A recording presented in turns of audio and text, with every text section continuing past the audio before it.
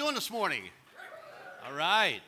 So Jim just really chose me for the morning because I've got a deep voice and he wants me to fire everybody up for the rest of the day, right? So I've been a real estate investor full-time for 18 years. That's all I've done. And I don't really consider myself a real estate investor. I'm really more of an entrepreneur because I have other businesses outside of real estate as well. And that's one of the things I want to challenge you with today is don't think of yourself as a real estate investor. Think of yourself as a business owner, the CEO of your real estate conglomerate. How do you like that wording? You like that? Say that with me. I am the CEO of my real estate conglomerate. Now, how do you feel about yourself? Everybody just kind of puffed their chest out there, didn't they? Right? It's like, that's right, I'm a bad. Yeah, you know what I'm thinking, right? So think in terms of not limiting yourself. One of the challenges we have as human beings is we are so limiting. Would you agree with that? The things that we think will lead to the things that we'll try. The things that we'll try will lead to the things that we succeed at. But how can we succeed if we don't even try? And we won't try if we don't think we can do it. And that is sad if you think about it and just sit there and go, well, wait a minute. Why didn't I try? Well, one of the main reasons we don't try is because we don't think we can succeed. So we have to constantly be working on our brain because this is the biggest thing that holds us back. It's that 6 inches, 5 inches, 8 inches, whatever it is between our temples. That's the biggest thing that holds us back. We are capable of so much that we don't even understand. We don't even understand. You're listening to a coal miner's son from Appalachia who never went to college and graduated high school with a 1.8 GPA. That's who you're listening to. We are capable of so much. It doesn't matter how smart you are. It doesn't matter what degree you have or what college you went to or what your experience is, really. It matters what you want out of life. And how many of you in here can tell me with certainty what you want out of life? 3 hands. That's a problem. That's a problem. And I know it's a problem for most people. Most people do not know what they want out of life. Well, how could you possibly go get it then? How could we possibly go get it? So my challenge to everybody in the room, if you haven't done it, is to sit down and write out with color and vivid detail what you want your life to look like in 5 years. If you don't want to use 5, use 3. If you don't want to use 3, use 10. I don't care what the timeline is. But my wife and I, when we were sitting in 2007, broke. Flat broke. We had just lost everything that we had worked for in the financial crisis of 07. She took a job waiting tables at Cracker Barrel to put food on ours while I tried to find a job. I couldn't buy one, and I couldn't have afforded it if I could. She came home one day from waiting tables at the breakfast shift. And she's like, what are you doing? And I was sitting at my desk. And I said, I'm writing out a 5-year plan. And she's like, for what? I said, to get wealthy. She's like, how about you write a plan to pay the rent? Right? That's what I'm worried about, right? It's a true story. If she were here, I swear she would be nodding her head in agreement. And I said, here's why. That is short-sighted. Just paying the bills is so short-sighted, and I'm sick of it. I'm sick of worrying about paying the bills. I want to just get freaking wealthy so I don't have to worry about the bills for the rest of my life. And that starts with writing out where you want your life to be in 5 years. and then work it backwards. In order for me to be there in 5 years, where do I have to be in 4? And in order for me to be on pace for that at 4, where do I have to be at 3, and so on, until you've come back to, what do I have to do Monday?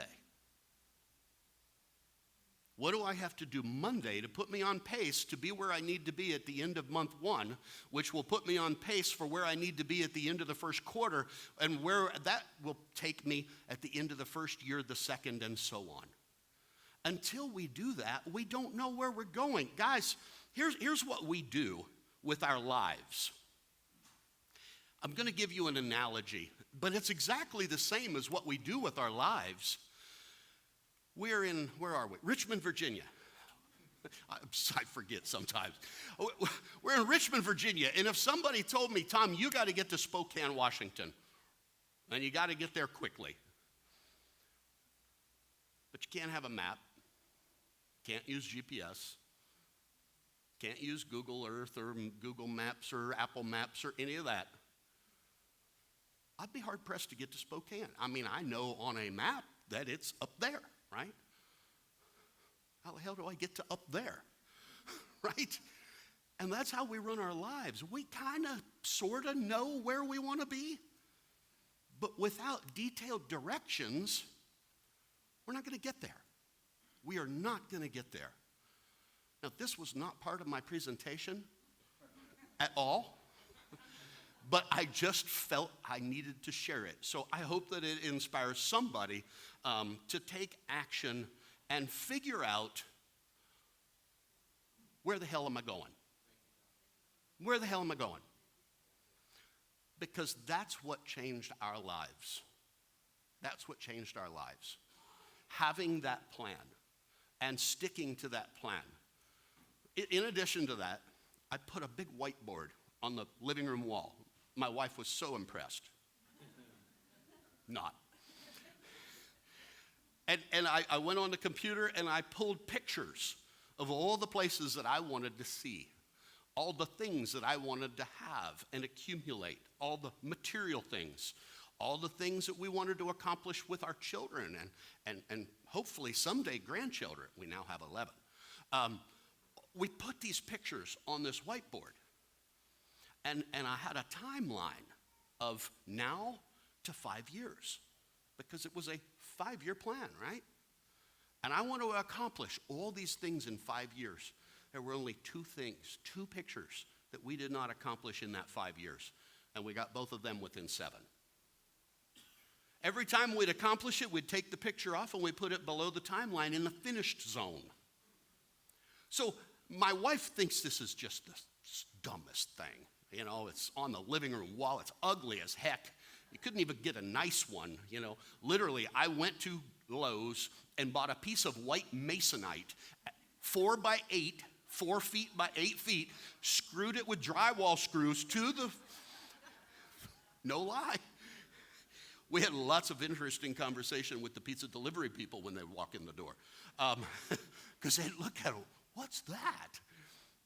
So I come home one day. This is after about 6 or 8 or 9 months or whatever. I come home one day, and I notice extra pictures on the board. And I'm like, hey, what's that? She's like, looks down at the floor. I'm like, oh, now you're on board. You know, and I'm having fun with this. Any man in here knows, right? When the wife doesn't tell you you're right, but she tells you you're right, you're gonna play that crap up for all it's worth, right? And this was a turning point for us. She said, I understand now. And I said, what do you understand? She said, if it goes on the board, it gets done. If it goes on the board, it gets done. And she started jumping in and putting things on the board. So I hope that's helpful. I hope you'll do that. Now let's get into the actual presentation, and I got plenty of time, so we're good. Jim gave me a little extra minutes there, so I thought I'd try to use it wisely. So my talk today is the one thing every real estate investor needs to master, and I would just eliminate the words real estate investor, and I would say the one thing every entrepreneur has to master. Are you with me? Thank you. Okay. All right. Just making sure I didn't lose y'all. Okay. And not working. That's all right. We'll do it this way. So, tell me this. What does every real estate purchase have in common? Yeah. Oh, I heard the word money. Money. So what do you think the one thing every entrepreneur needs to master is? Raising capital. Raising capital. Yes. That is, thank you. Yep, got it. It takes a certain amount of money to buy real estate, doesn't it? I've never seen where people just hand it to you and not get anything in return, although there are some creative finance guys in here that have probably pulled that off. And I've pulled it off a couple of times, but not to scale, right? You have to have some money to buy real estate. Here's the good news. Anybody know what the good news is? Doesn't have to be yours. Exactly. It can be anybody's at all, okay? It doesn't have to be your money. So the number one skill every real estate investor needs to develop is the skill of raising capital. And I'm very strategic in my words. Raising capital. I didn't say raising private money. I didn't say a lot of other things. Raising capital, because it comes in a lot of forms. Raising capital comes in a lot of forms. One form might be going to myself or Jeff or Randy or Wendy or Bill and getting a hard money loan. And if I left out any lenders, Tom, sorry. But that's raising capital, isn't it? That's raising capital. You're finding capital to finance a deal. So I want to look at this very broadly. Now, I'll talk mostly about private money. And isn't it interesting? Now, look, us speakers don't get together on a Zoom call before this event and say, this event's theme is going to be private capital. Although I think you're seeing it's kind of become that. And a couple of years ago, the theme was legacy. And it's very interesting how it just lays out that way. And we don't talk about, hey, what are you talking on? What are you talking on? It just happens that way. So the theme today, or this week rather, is raising money. And I'm going to talk about that skill. So why am I qualified to talk on this subject? If I don't share qualifications, you shouldn't probably listen to me. But from 2008 to 2013, my wife and I bought over $18 million worth of real estate. That is actual transactions that we closed at a title company on HUDs, $18 million worth of real estate by using $1,000 of our own money. $1,000, and if somebody wants to buy me a bourbon at the bar tonight, I'll tell you the story about that 1,000, okay? Because it's a fun story.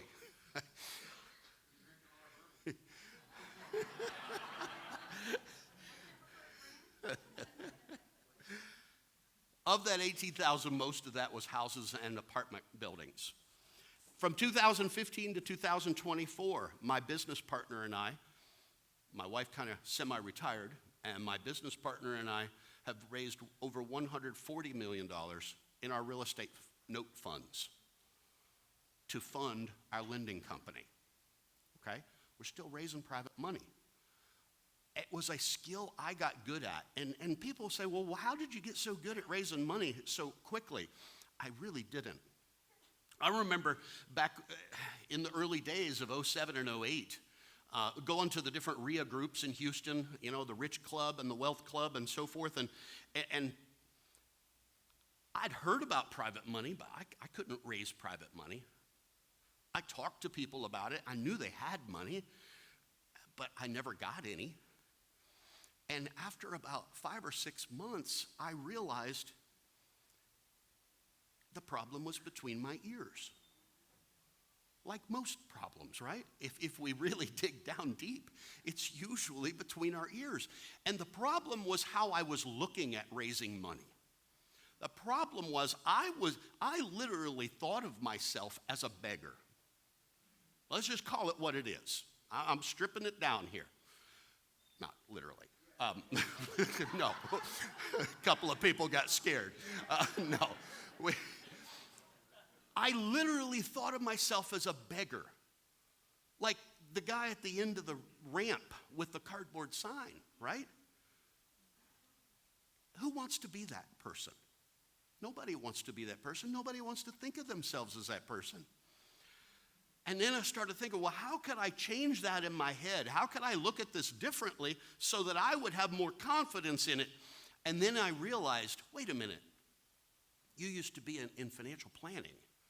People used to write you checks all the time to put in your mutual funds that you sold. You're very used to people writing a large check and putting it in a mutual fund. Why would you not be okay with people writing a check to put into a real estate deal? Don't you have more confidence in your real estate deal than you do the stock market? And I'm like, yes, I do. Well, then you're not a beggar.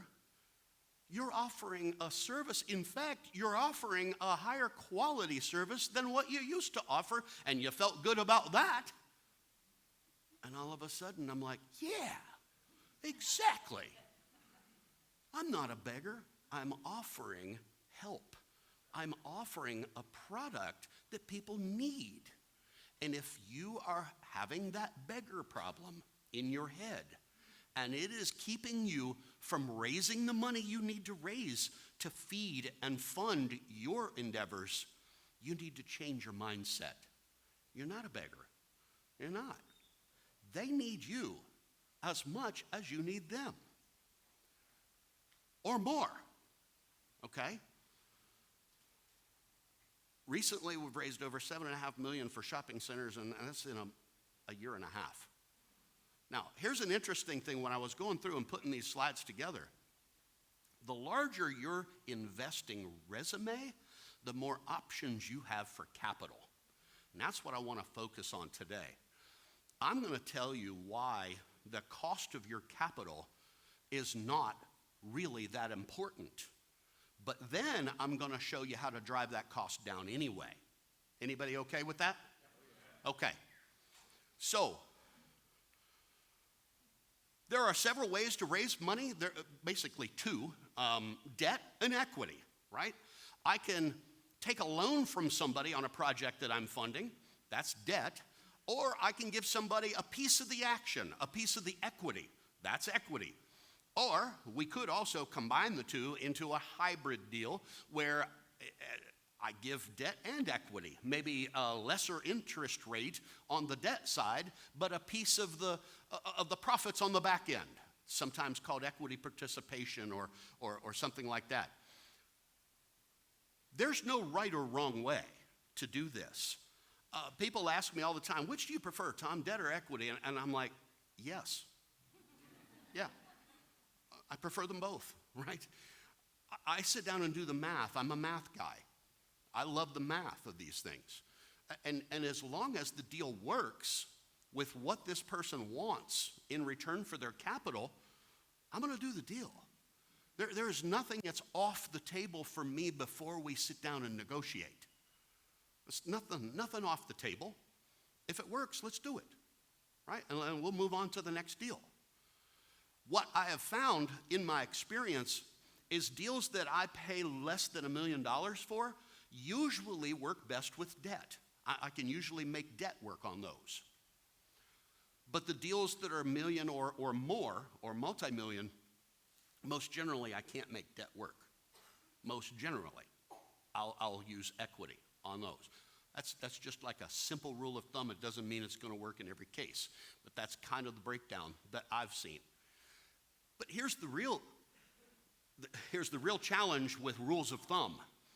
Every deal is different.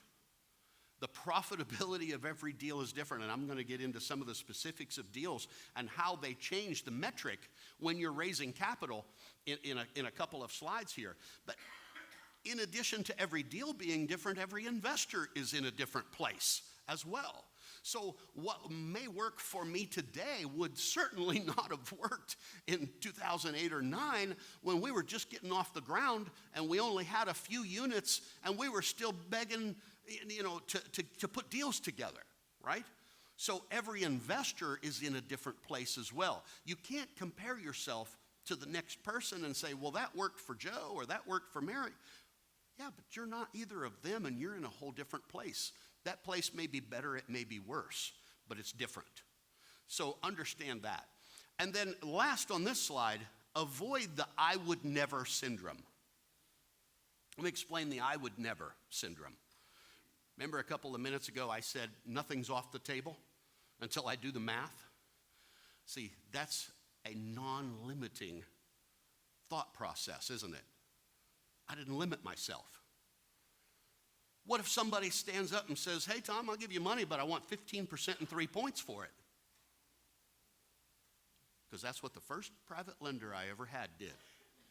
We were at the Wealth Club, one of the RIA groups in Houston. At the end of the meeting, a gentleman stood up. He was sitting on the front row, and he's like, hey, y'all, I've got a little bit of money in my IRA here. Anybody wants it for a deal, give me a call. My number's 832, blah, blah, blah. I'm writing it down. I'm new. I'm brand new. But I'm like, holy cow. This guy just said he has money. I got deals, but I'm broke. This could work. So, man, first thing tomorrow morning, I'm waiting for 9 o'clock, just because I don't want to be that guy. And I'm waiting. 9 o'clock hits, boom, I'm calling him. I'm like, I know you probably got so many people that have called already. He's like, no, actually, nobody's called. I'm like, really? I'm like, well, I'd like to take you to lunch, and I'd like to propose a couple of deals for you. It's like, sure. So we go to Denny's. I bought him lunch. He's like, aren't you eating? I'm like, no, I already ate. The truth was, I couldn't afford 2. That's the truth. That is 100% the truth. I showed him my deals. He's like, man, I like it. Let's do it. Really? I just raised the money. 100% of it. Didn't need any of my own. I said, how much? What do you charge? He said, I charge 15% interest and 3 points. I'm like, done. Done. Now, I have told that story 1,000 times, stages all across the country since, and I cannot tell you how many people have come up to me afterwards and said, I can't believe you paid 15.3. I've never done that. And I'm like, I think it to myself. I've never said it out loud, but I think, yeah, that's why I'm at the front of the room, and you're not.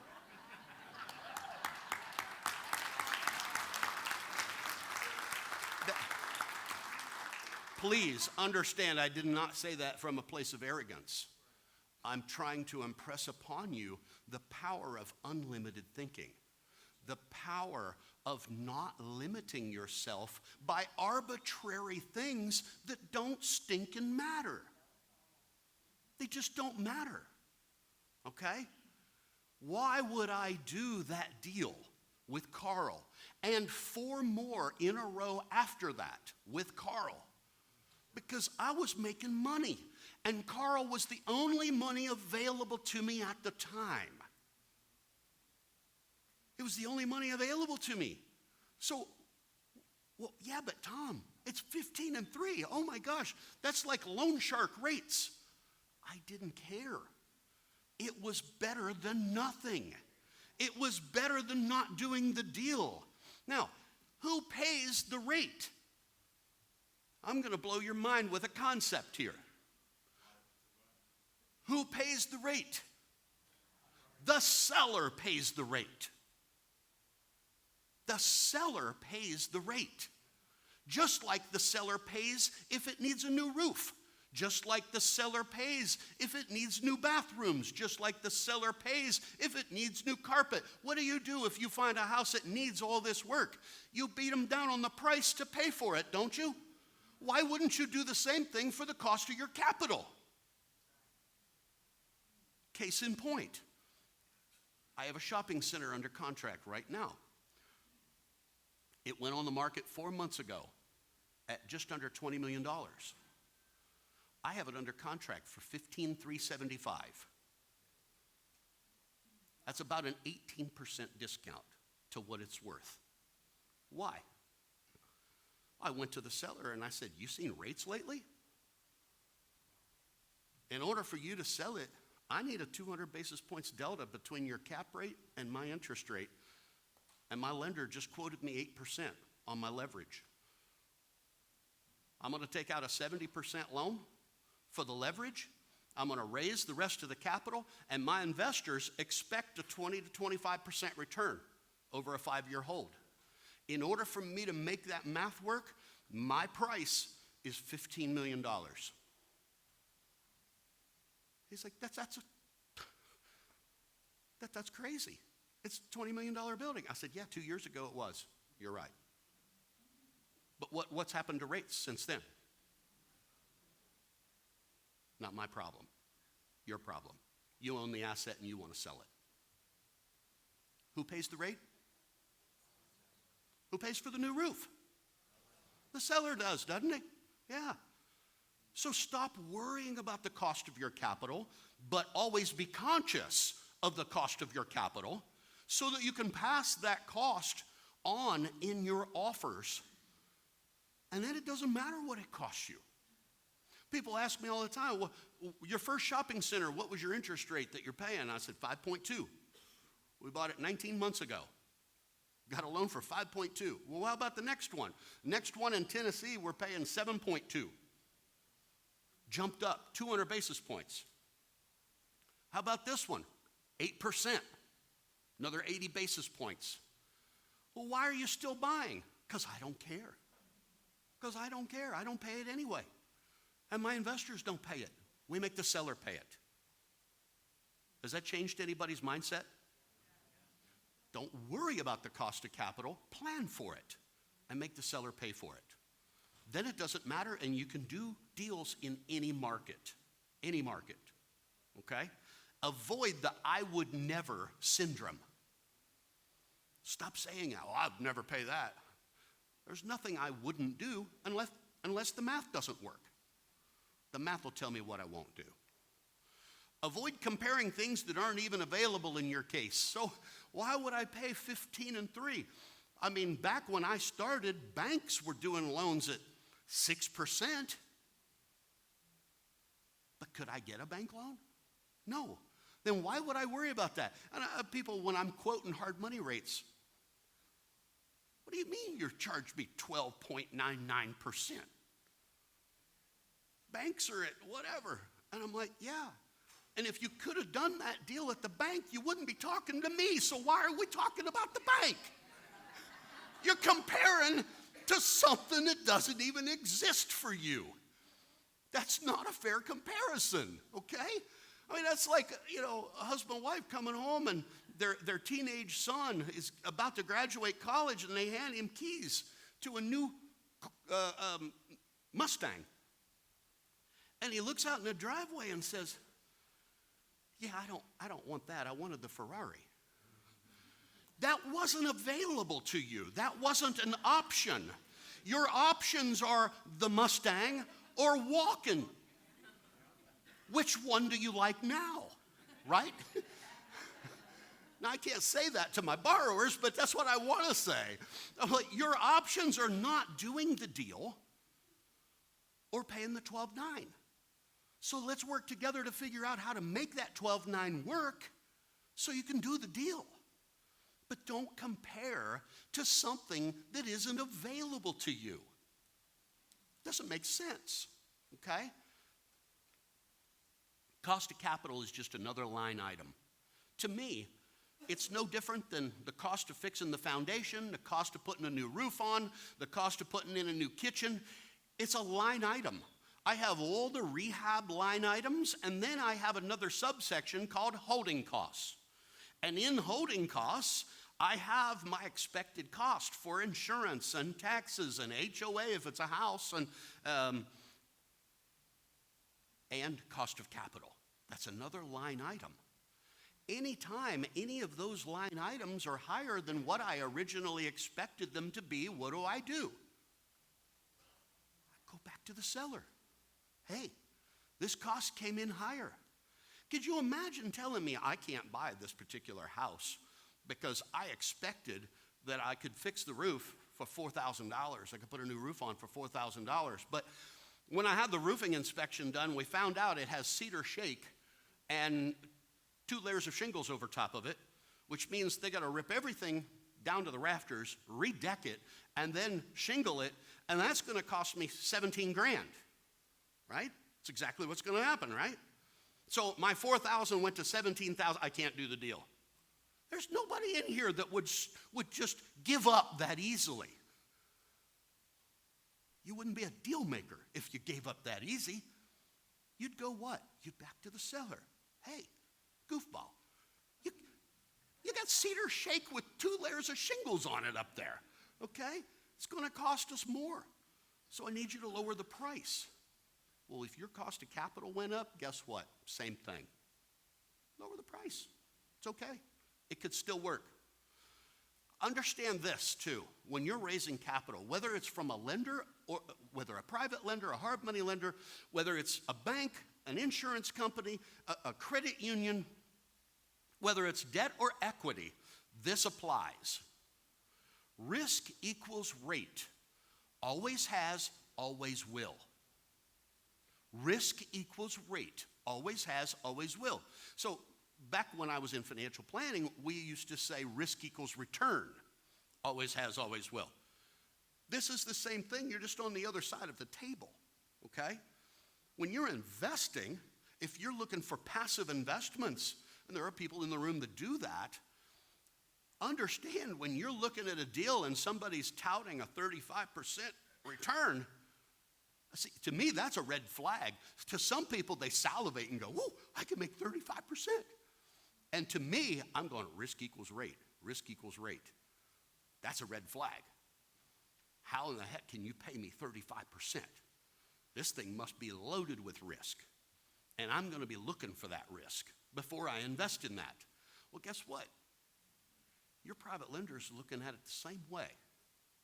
I have a real good friend I've been mentoring for years and years. And he's a realtor. And at his agency, a lady had come into an inheritance. She didn't want to put it in the stock market. He's flipping houses left and right, could use the private money for that, and he does a great job. It would have been good for both of them, but he blew it big time. He offered her to go to lunch. He explained to her about his flips. He explained to her the profitability of what he did, and then asked her if she wanted to invest. And she said, well, what do you pay? And he said, I pay 12%. And she's like, nothing pays 12%. That must be too good to be true. And walked away. Now, I was putting on a dinner recently in the area, and she came to one of the dinners, and she's like, you probably don't remember me, but I went to lunch with you and Nathan. I was just there as moral support. I didn't do any of the talking.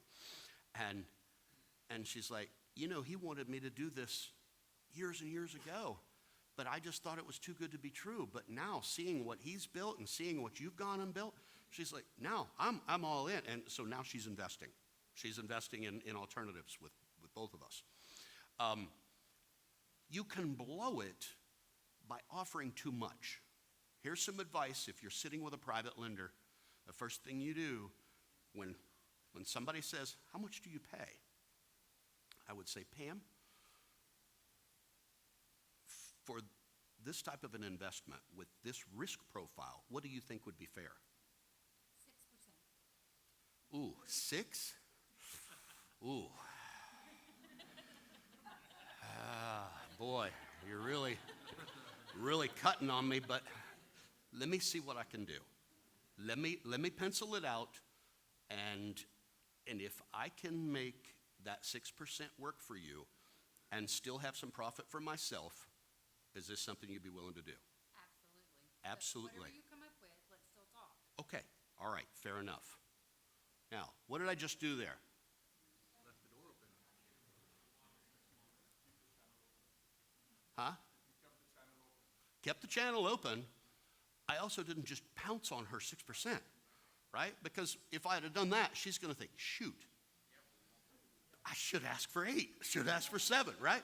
I don't want her to think she's left money on the table, right? So, but here's the question. If you want to write this down, this wording is fabulous, okay? It really works. For an investment with this risk profile, see what I did there? For an investment with this risk profile, what do you think is fair? Because it's all about the risk, right? I said, risk equals rate, it always has, always will. So I'm pointing out to her, look at the risk profile before you answer me. But what do you think would be fair? And to be fair, I would never say that to you. Of course. What do you think is a reasonable Well, rate? you're a negotiator like me, so we're probably going to have fun, right, with this. But most people are not. Most people aren't going to do that. They don't realize that it's negotiable, or they don't want to negotiate it. They just want to make a deal. So when you're raising capital, don't pounce on a low number and go, oh, yay, you know. Keep it cool. Keep your cool till you afterward. Then you can do your dance, right? But let them tell you what they think is fair. Another thing that I've found very helpful is before I get to that point, to ask them where do they currently keep their money and what type of return are they used to. That also will give me a gauge in where we're heading, okay? What types of investments are you currently enjoying, and what types of returns come with that? That's a really good test question before you get to the close question, okay? Risk equals rate. So the more risk, the higher the cost of capital. When I started out with Carl and I was paying 15 and 3, I really didn't think that was unfair because I had 0 track record. I had no credit. I had no cash on hand. My PFS looked horrible. Loan to value was good. Loan to cost was not because he was doing 100% financing for me. They were non-performing rehab projects with heavy lift, meaning they needed a lot of work. Is that a risky profile? That's the highest. That's the highest of risk profiles. So I need to pay him for that risk. And that's the way I looked at it, okay? These weren't lipstick deals where I just go in and throw some paint and carpet and slap it back on the MLS and sell it in 3 months. That was not the kind of deals we were doing. We were doing full-blown rehabs where we'd gut them to the studs and put in new mechanicals. A lot of them were flood-damaged homes. So those are some of the risks. There are many more, but those are kind of the highlights of the risk. And you as a borrower have to think about how risky is the deal that I'm doing for the investor. Now, the riskier it is, the more you got to pay. It's fair. It's just the fair thing to do. Always be working to lower your risk profile, though, thus lowering the cost of capital. So there are things that we can do, and I did them while I was working with Carl and paying his ridiculous price for his money. I was lowering my risk profile.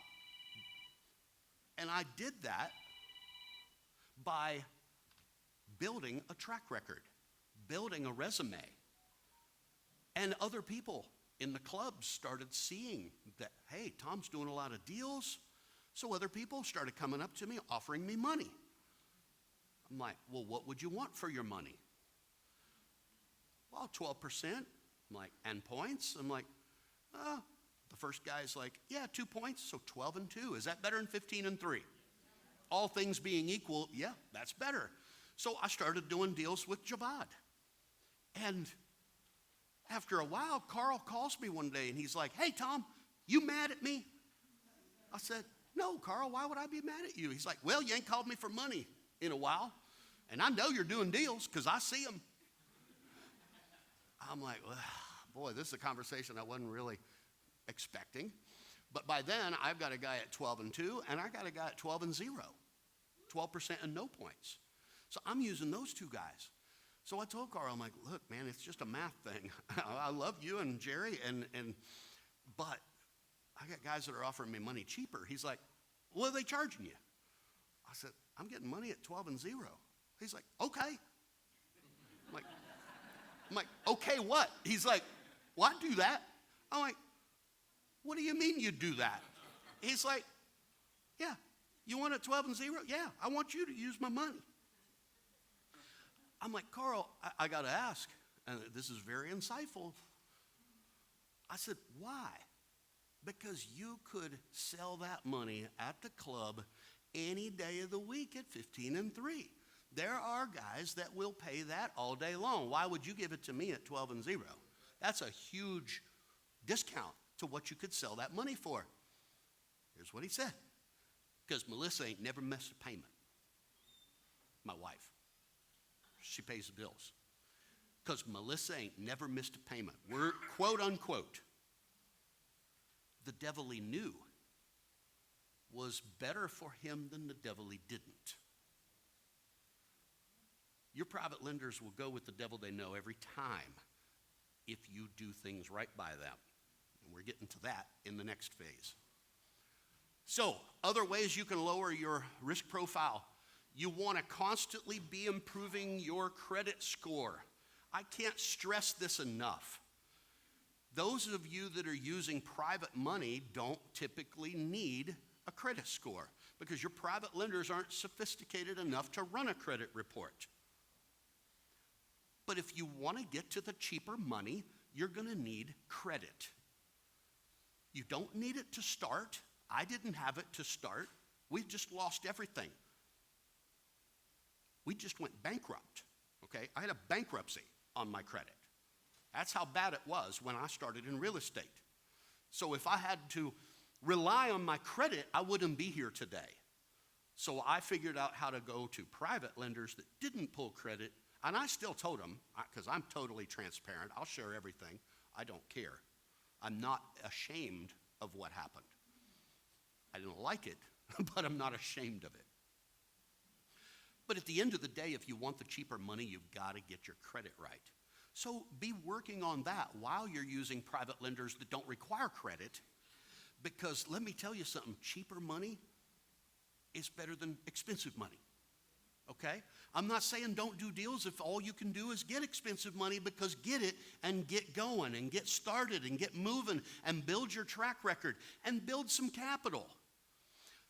Another thing that you can do is save some money. Cash on hand is really, really key when you get into hard money or conventional money. Having some cash, some liquidity we call it, is key. So don't spend it all. Put a little back out of every deal and say, I'm building myself to cheaper capital, because it will be. You'll be able to get your capital much cheaper, okay? If you're saving up your money, you can buy down your loan to value on your deals. So instead of needing 100% financing from your lender, imagine you only need 80%, because you could put the other 20. You think you'll get the money cheaper? If you can't, you're going to the wrong places, because you've just lowered the risk for that lender. Lower the risk, you lower the cost. Okay? So that's one way to lower your cost. Lowering your LTV or your LTC, that is loan to value or loan to cost, will lower that risk profile probably more than anything else on the page, other than maybe experience. Would you agree, Wendy? You bring me a 50% deal, I don't care if you've got any credit. We're doing that deal, okay? Right? Because you've lowered my risk so much that if I did have to repossess that property, I can sell it and get out of it at least what I lent you. LTC and LTV are they're the holy grail for private lenders that know what they're doing. Keep a resume of your projects. Something that I used to do is I used to take before and after photos, and then I would just do a one-page sheet of the numbers of what we bought it for, what we put in it, what my holding costs were, what we sold it for, etc. Or what we bought it for, what we put into it, and what we currently rent it for, what my note is, and what I got left over after the PITI. And being able to put those in a 3-ring binder and sit down with a potential lender, I'd slide the binder over to them. They will flip through 2 or 3 pages, shut it, hand it back, and say, what you need. Because how many of them have ever sat down with somebody that had a freaking binder at all? Most none. Most none. It just looked professional. It looked like, okay, this person is conscientious. This person has attention to detail. This person is going to take care of my money like that. And that's what they're really judging. They're not judging your project. They don't know projects. If they knew projects, they'd be flipping, right? Now, some in this room used to flip, so they do know projects. But if you're talking to somebody that is not from within our circles, they don't even know the numbers. They don't know the projects. So sharing them a bunch of details on the numbers is a futile waste of time. You know what they're lending on? You. Major said it at breakfast this morning, or somebody said it at breakfast this morning. They have 3 hurdles they have to get over before they wire you funds to your title company. They have to feel they know you, they have to like you, and they have to trust you. If you haven't overcome those 3 hurdles, don't ask for the money. Don't ask for the funding. Because the answer is always going to be no.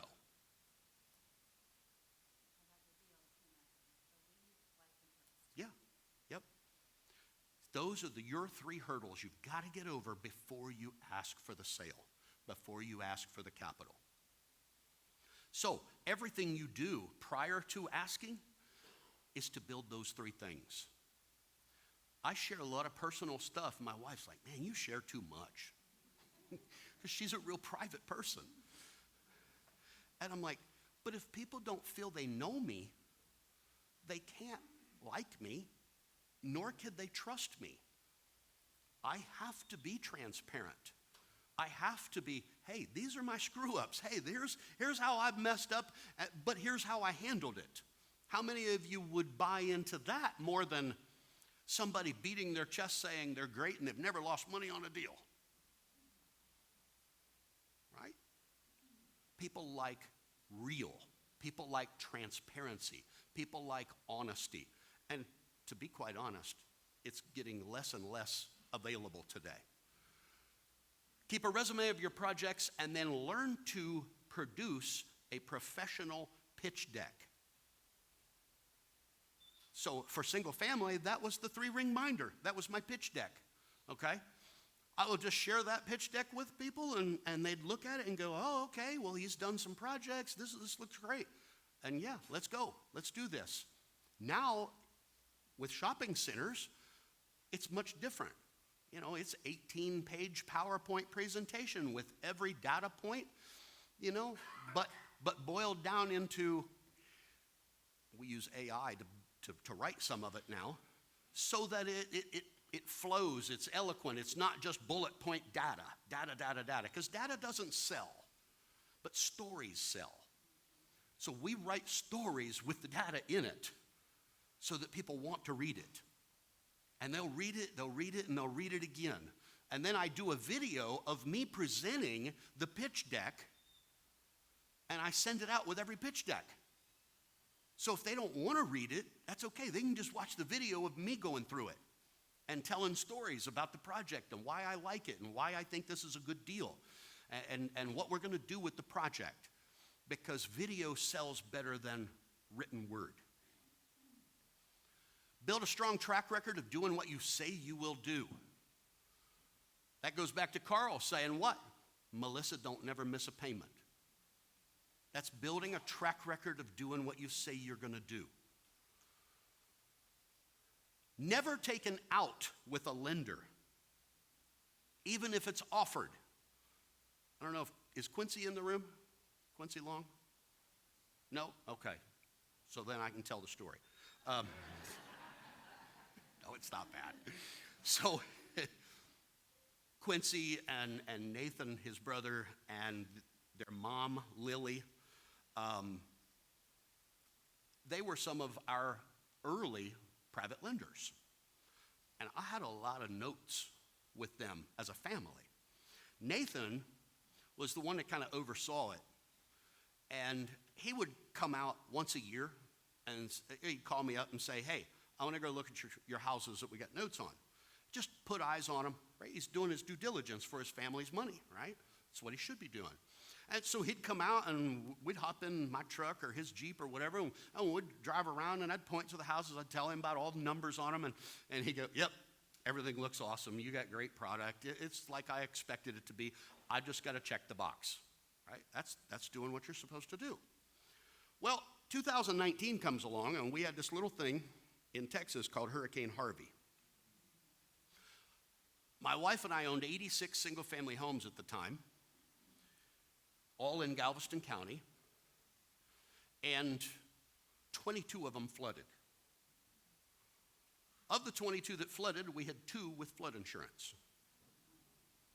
because Hurricane Harvey flooded places that Army Corps of Engineers never thought could flood, but it did. They've changed the flood map since, but that didn't help me, right?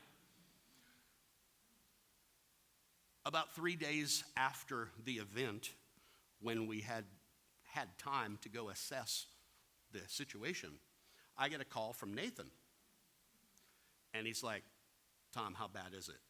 And I'm like, well, it ain't good, but, we'll make it. It ain't good, but we'll make it. He's like, look, if you can't make payments for a while, we'll put them on the back end. We'll do whatever, right? We'll help you through it. We'll help you through it. I'm not expecting, I'm not going to, and I'm like, oh, no, it's nothing like that, Nathan. No, we're good. We'll be able to make every payment on time. You're not going to miss a beat. Your family will have all their money in their IRAs. It'll not be an issue. And he's like, are you sure? How many did you have flood? I'm like, give me 90 days and I'll tell you the whole story. I think we'll be good by 90, 120 days, but your payments are going to be on time. He's like, wow. See, this is why I like doing business with you, Tom. You just handle your shit. You just handle it. That's why I like doing business with you. And he hangs up. And I look at my wife. She's like, what are we going to do? I'm like, I have no idea. I have no freaking idea. Now, how easy would it have been for me to take him up on his very generous offer of deferring payments for a while? But no, you can't do that because your reputation suffers for that. So I called up a private lender, my biggest private lender, and he's now my business partner. I called him up and I said, I need $350,000. He's like, what's the collateral? I said, me. Signature loan. I need $350,000. He's like, have Melissa send me the wiring instructions. Done. That $350,000 finished all the product. We had it back on the market. We had our tenants back in them within 120 days. We were able to go buy trailer loads of sheetrock and mud and everything we needed to get them back online. And within 4 months, my crews had everything back, and we sold off a few assets, and we paid off the $350,000. Done. Don't take the easy out. Your reputation is worth more than that. Because here's what's happened since. I can't tell you how many Quest Trust events I've been to where Nathan was in the front of the room and told that story in front of how many potential private lenders. If I'd have taken the out, if I'd have taken the easy route, it wouldn't have turned out as good. Don't take an out. And always, always, always protect the investor money. Goes without saying, but it doesn't. Okay? Should go without saying, but doesn't. Protect your investors' money. Your reputation is riding on it. takes one mistake to ruin a reputation for a decade. One mistake. Always protect the investor's money. Build a network you can call on. How did I get out of my jam? By making a phone call. Let me tell you about another jam. I have a good friend. He's not a good friend. We're in a mastermind together, and we're colleagues. Let's put it that way. He called me up one day. This is after COVID. Now, he's a multifamily syndicator. He's got about 3,200 units, 7 different states. He calls me and he's like, Tom, I got a problem. I said, how big a problem? He's like, $2 million problem. I'm like, crap, that is a problem. What's the deal? He's like, my Atlanta properties, people have been living in them for 2 damn years and I can't get them out and they ain't paid. He's like, I've finally got everybody out, but now I need $15,000 to $18,000 a door to rehab them because they've trashed them while they were squatting in them and not paying me. If I don't have the money to go in there and rehab these, I'm going to have to capital call my investors. And you know what that means. I'm like, yeah, you capital call, you're going to have a mass exodus of redemptions. He's like, exactly. He's like, look, if I can't figure this out, I'm losing properties. My wife and I flew down to Florida where he lives. We looked at his books. I'm like, tell me about that property. He told me. I said, you got a ton of equity in that. He's like, yeah. I said, I could do a $2 million second on that property for you. Unguided, you use the money anywhere you need to use it to fix your units, and you get some stuff on the market and get it sold. Within 6 months, he was able to pay that note off. 6 months. First property he sold, he paid off that $2 million loan. Now we've done another one, and this will be the last one he needs. So, what's the moral of that story? Have a network. Have a network you can call on. Your out isn't screwing your investor. That's not an out. That's an out of the business. Your out is calling somebody else and saying, hey, I need advice. Or, hey, I need money. Hey, I need something. And look, if you have equity, you have an out. If you've got equity, you've got an out. So don't try to figure this stuff out on your own when you're in a jam. Make phone calls. This room, you've got more advice and money in this room than you will ever need in your business career. So make those relationships at dinner and at the bar and all those other things, because you may have to call on them or they may have to call on you at some point. It's about helping each other through this thing, because we're all going to be in a jam. Anybody that thinks they are immune to it, that's very narcissistic. I'll just put it that way. There's no other way to put it. Okay, we are all, it's coming for all of us.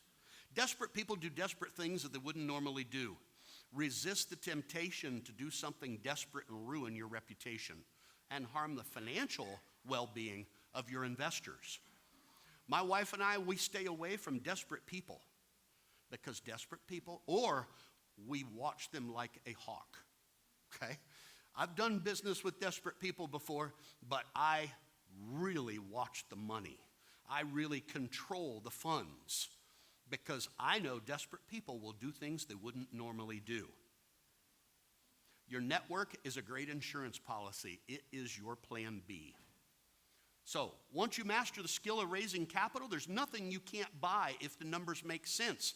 And I'm going to share with you, I've talked about houses, apartments, and shopping centers, but this is actually a list of everything I have raised private money for. Now, I've bought other things, and I've bought other companies and started other businesses using bank financing and other financing. Actually, that is all 100% used private capital for. It doesn't even have to be real estate. I started a gun store and pawn shop with private capital. I bought a dumpster rental business, excavating equipment. I've done everything on that list with private capital. Stop limiting yourself, stop limiting your beliefs, and stop limiting what you can achieve, because if you master raising money, there's nothing you can't do.